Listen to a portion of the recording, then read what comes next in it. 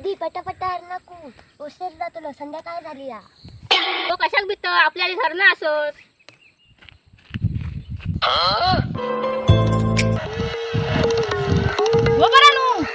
खेळायला गेला तिला आणि काय करतास हरणा खेका ती गोळा करतास.